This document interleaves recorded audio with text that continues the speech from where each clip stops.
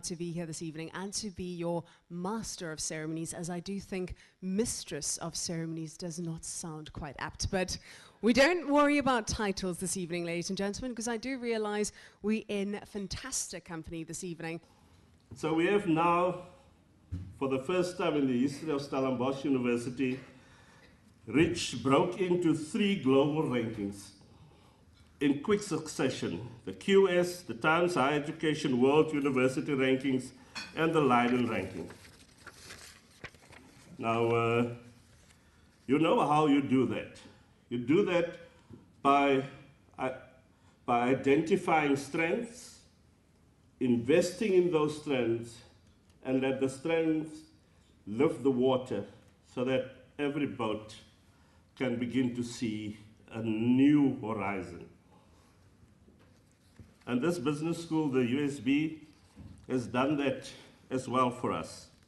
Last year, it was ranked among the top 3 business schools in Africa and the Middle Eastern region in the QS Global 2000 Business Schools Report, and among the top 3 in the Ed Universal Report.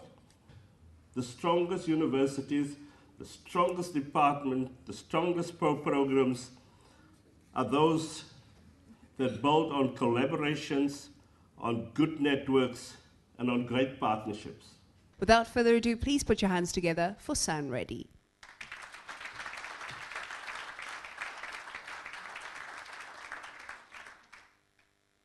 Are we doing enough to tell our own story in South Africa and Africa, to weave our own compelling narrative about South Africa and the African continent? Why should we leave it to outsiders to tell our story? With the rise of new media, the traditional gatekeepers of the message, such as the ruling elite and the traditional media, no longer have a monopoly on disseminating information. With the growing prominence of the University of Stellenbosch as a thought leader, not only locally, but internationally, all of us are presented with a unique opportunity to dip our feet in the social media water, so to speak, to change the perception of South Africa and Africa to the rest of the world, and also raise the level of discourse in this country. Ladies and gentlemen, at times one may be tempted to second-guess oneself and ask oneself the question, do I have what it takes to lead and weigh in with my thoughts? My personal view is that thought leaders need not be rabble-rousers with larger-than-life personalities and a penchant for the limelight. And the recipient of this award, the Social Impact Award, is Will Coetzee. We'll ask Will to come to the stage, and Joanne will then share with you the motivation. Thank you very much. Now, ladies and gentlemen, Will Coetzee works for the Mogalakwena Craft Art Development Foundation, a family business based in a rural area of Limpopo in the north of South Africa. I am honored and humbled to be nominated and to receive this Social Impact Leader Award for 2012. It is a privilege for me to address you this evening. Moto ke moto, kabato babang. This old African saying, which is synonymous with the Zulu word Ubuntu, means a person is a person because of other people. In my case, this is very true. I would not be here if it weren't for a host of other people. I am privileged to have been a part of this micro-revolution that is Mogalakwena Craft Art, because this has given me the opportunity to improve the lives of people by giving them a voice with which to communicate with the world. Care more than you need to, more often than expected, more completely than the next person.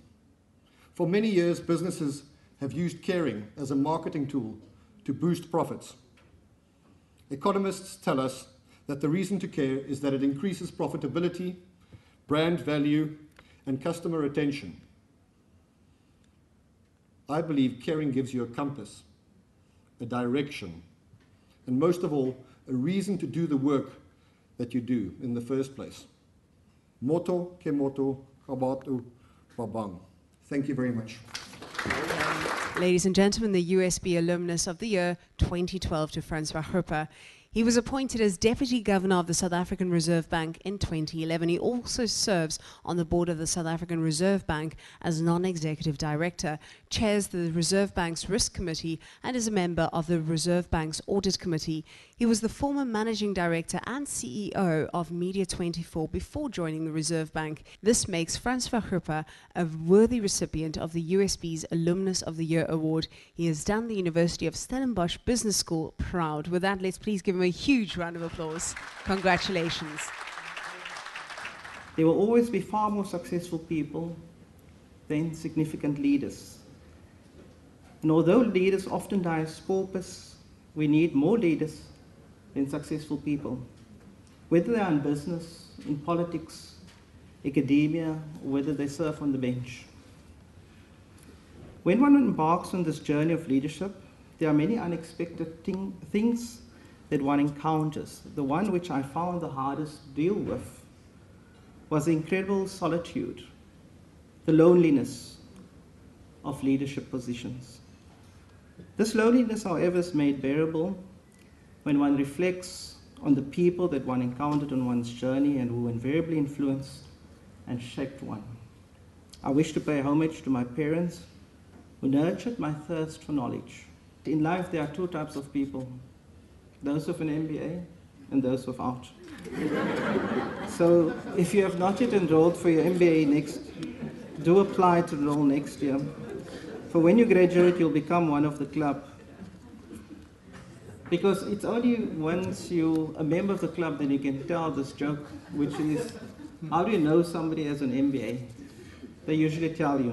Thank you very much. I'd now like to hand over to Professor John Powell, Director of the USB, and he'd like to speak on behalf of USB and speak about two special projects. So without further ado, let's welcome him onto stage. Thank you very much. We're going to become the business school that creates thinkers.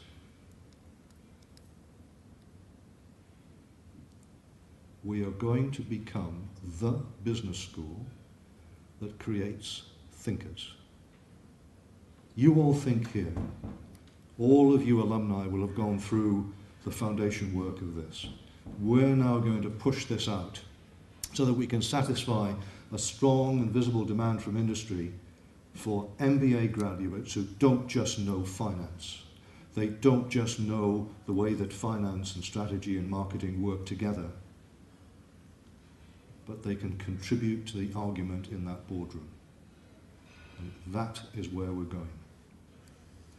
In terms of specific projects, you've heard about the Small Business Academy and the bursary scheme. Just two small examples of something that I feel very strongly about where I want to end, which is that intellectual endeavour and that social endeavour are in fact the same thing. That if we can teach people to think, to hold their argument, to fight back against the unjust and false argument presented to them, we will emancipate them. It's not about giving a penny, a cent to every beggar you see on the street. It's about focusing what we do to make a difference that people feel. Thank you.